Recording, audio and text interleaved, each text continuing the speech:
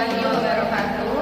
Perkenalkan, kami dari kelompok 11 ingin mempresentasikan materi dari mata kuliah akuntansi sektor publik dengan dosen pengampu Bapak Muhammad Ali Akbar. Perkenalkan, nama saya Fitria Deviani. Di sini saya akan mempresentasikan materi pertemuan 10. Di sini saya Karisma Taufia ini akan mempresentasikan pertemuan 11.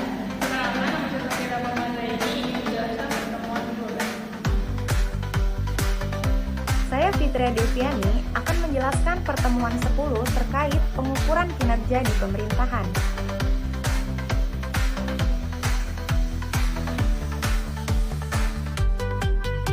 Pertama yang akan saya bahas pengukuran kinerja di organisasi sektor publik.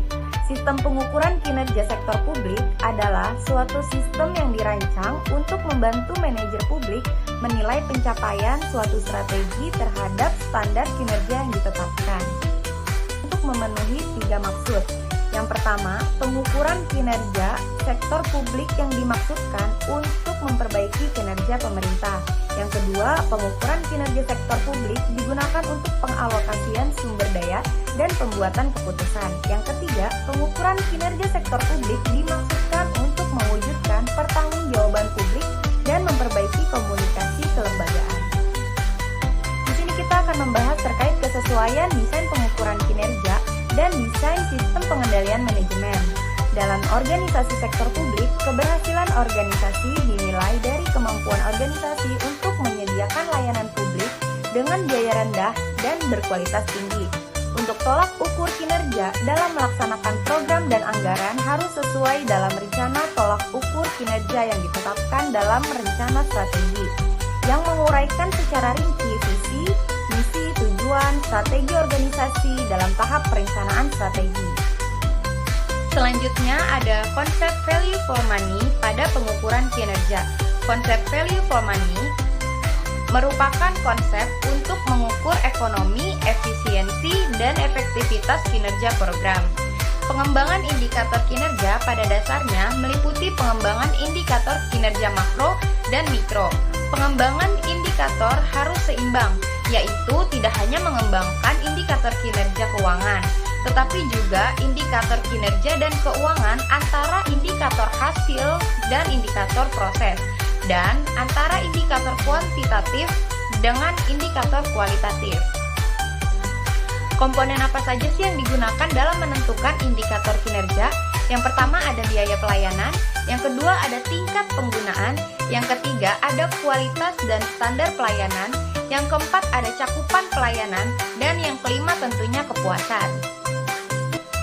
Selanjutnya ada penjelasan-penjelasan dari indikator. Indikator input yaitu semua jenis sumber daya masukan yang digunakan dalam suatu proses tertentu untuk menghasilkan output.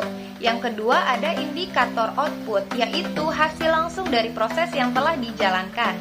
Yang ketiga ada indikator outcome, yaitu suatu program atau kegiatan yang berdampak pada masyarakat. Saya juga akan membahas terkait konsep base value dalam pengukuran kinerja. Dalam konteks pemerintah, konsep base value merupakan suatu konsep yang mewajibkan unit kerja pemerintahan memberi pelayanan publik dalam rangka memberikan pelayanan terbaik. Unit kerja harus fokus dalam memberikan pelayanan secara terus-menerus dengan cara mengkombinasi prinsip-prinsip ekonomi. Karakteristik utama dari base value adalah definisi penetapan serangkaian indikator kinerja untuk mengukur kinerja unit kerja pemberi layanan yang merupakan unit kerja base value. Sekarang teman-teman semua bisa lihat skema keterkaitan instrumen-instrumen dalam sistem ABK. Tahap perencanaan kinerja dimulai dengan tahapan menentukan visi, misi, tujuan, sasaran, dan target. Rencana strategi didasarkan pada pendekatan top-down yang merupakan inisiatif dari pemerintah dengan menggambarkan visi dan misi kepala daerah. Kemudian dari rencana strategi diterjemahkan dalam rencana kerja.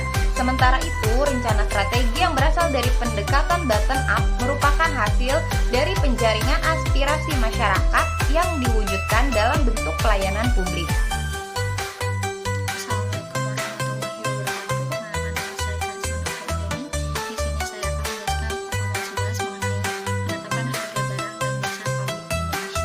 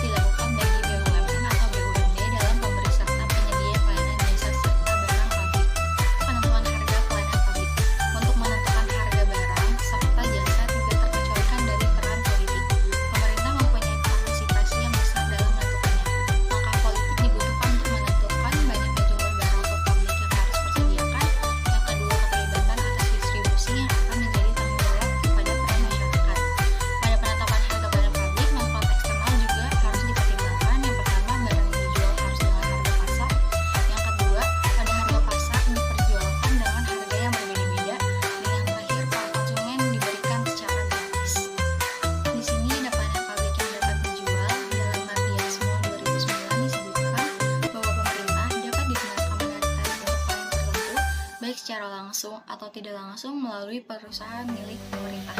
Beberapa pelayanan publik yang dapat dibebaskan tarif pelayanannya misalnya yang pertama ada menyediakan air bersih, kendaraan umum, pengiriman dan komunikasi, energi serta listrik, fasilitas liburan dalam perumahan masyarakat, fasilitas pendidikan, jalan tol, pengaliran, damkar, pelayanan kesehatan, dan pengelolaan buangan sampah. Selanjutnya dasar pembebanan tarif pelayanan pada sektor swasta. Di sini ada faktor internal perusahaan, tujuan pemasaran perusahaan yaitu mendapatkan keuntungan serta melindungi kelangsungan hidup perusahaan, mendapatkan jumlah penjualan yang besar, mewujudkan kualitas yang unggul, melewati persaingan pasar dan melakukan tugas sosial. Rencana gabungan pemasaran. Tarif biaya diperoleh setelah dibentuk serta saling membantu dalam pemasaran. Contohnya pembuatan, peredaran, dan pemasaran. Yang terakhir ada biaya, menjadi bagian yang cukup menentukan biaya minimum yang harus ditentukan perusahaan supaya tidak menghadapi kesusahan atas keuntungan. Di sini ada faktor eksternal perusahaan. Yang pertama sifat pasar serta perusahaan. Kita harus mengetahui sifat pasar serta permintaan yang dijumпainya. Apakah hal tersebut jenis pasar persaingan murni, persaingan monopoli maupun oligopoli. Faktor lainnya yang diperlukan yaitu variabel permintaan. Yang kedua ada persaingan. Menentukan harga menjadi hak untuk perusahaan terkait pada jenis pasar yang bermacam-macam. Berlandaskan untuk persaingan terdapat 4 jenis pasar, yaitu pasar persaingan murni, pasar persaingan monopoli, pasar persaingan oligopoli, serta pasar monopoli murni. Slide selanjutnya dasar pembebanan tarif pelayanan publik. Ketika menyediakan pelayanan kepada warga negara, persekutuan milik pemerintah seperti BUMN atau BUMD dapat melakukan pembebanan biaya secara langsung.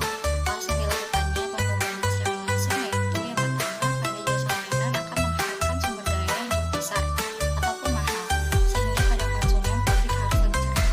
Yang kedua, ada macam-macam dalam konsumsi individu yang berurusan dengan pilihan dari pada pendampingan. Dan yang terakhir, pelayanan jasa mungkin tidak digunakan untuk kebutuhan individu ataupun industri. Kegunaan pembebanan dalam praktik. Pembebanan langsung kepada masyarakat merupakan salah satu sumber pendapatan untuk pemerintah daerah.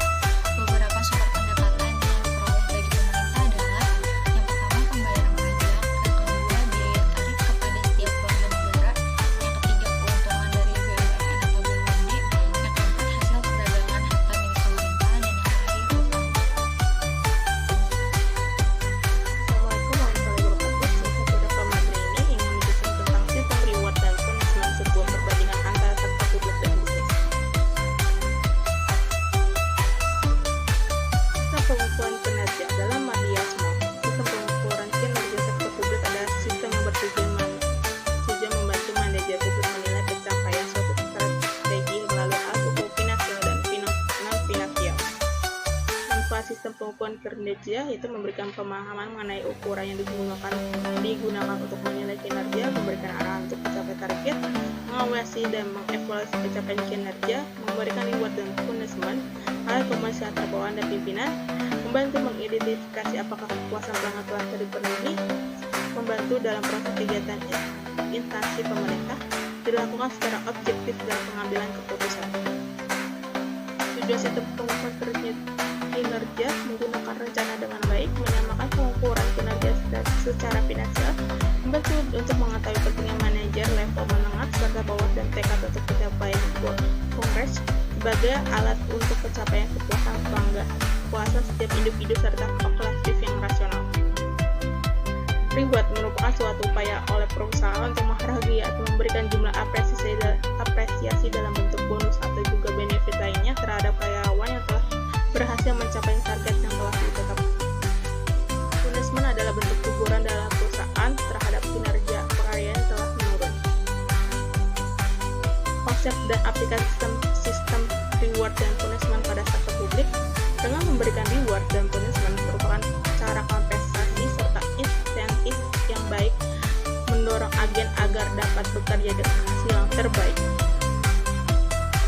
Hal yang membedakan antara organisasi sektor publik dan organisasi sektor bisnis yaitu bikin organisasi sektor publik tidak bertujuan untuk mendapat keuntungan atau laba. Output yang dihasilkan pada organisasi tidak berwujud atau bukan barang yang berbentuk, akan tetapi berupa pelayanan.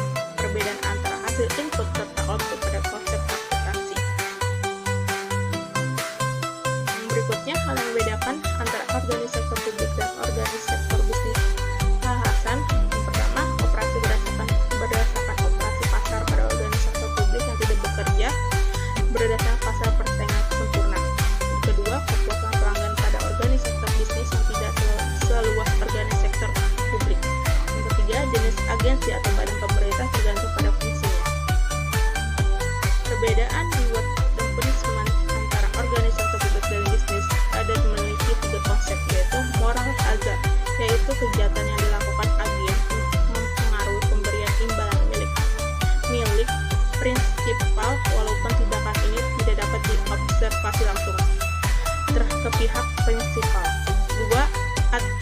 first selection, yaitu ketika agen mengetahui informasi yang tepat pada saat kontrak dengan teks di mana kontrak itu memberikan reward yang menarik untuk agen.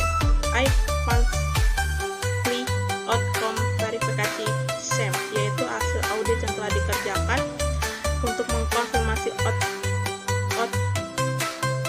dari agen. Terima kasih. Sekian presentasi dari kelompok kami, semoga bermanfaat untuk teman-teman semua. Kurang lebihnya mohon maaf. Wassalamualaikum warahmatullahi wabarakatuh.